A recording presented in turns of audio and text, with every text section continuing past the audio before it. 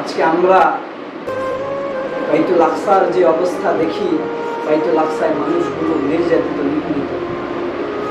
ইসরায়েলের হামলায় আজকে মানুষগুলো নিজেদের বাসস্থান হারা হয়ে গিয়েছে, তারা শহীদ হয়ে গিয়েছে।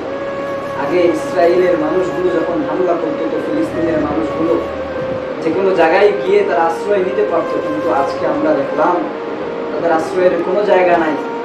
সব মানুষগুলো শহীদ হয়ে গেল, পুরো 1 লাখের উপরে মানুষ শহীদ হয়ে গেছে।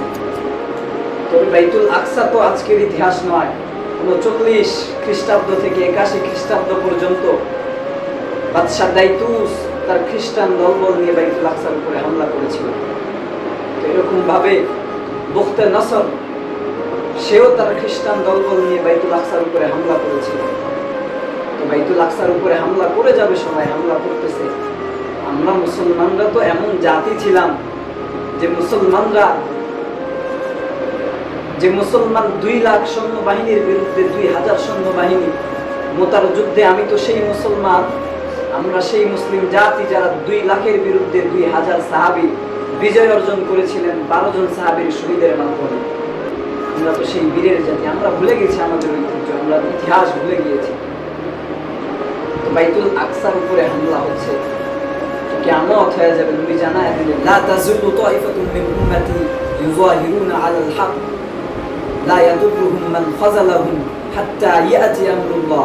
কিয়ামত যতদিন না হবে ততদিন পর্যন্ত বাইতুল আকসা কেউ দখলে নিতে পারবে না, তারা হামলা করে যাবে।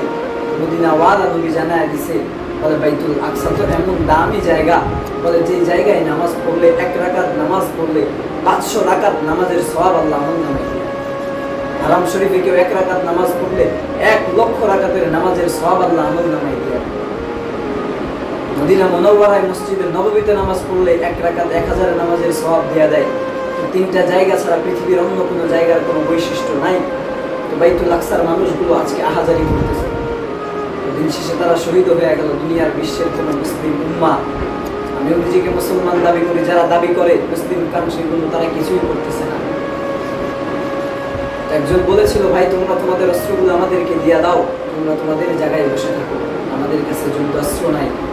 ওই মানুষগুলো মসজিদে আকসায় 70 জন নবীর কবর আছে, বলে ইব্রাহিম খলিলুল্লাহর কবর, মুসা পয়গম্বরের কবর, বলে মসজিদে আকসা তো কিয়ামত পর্যন্ত সংরক্ষিত থাকবে। বলে ইন্না আউওয়ালা বাইতিন উদিআ লিন-নাস লাল্লাযী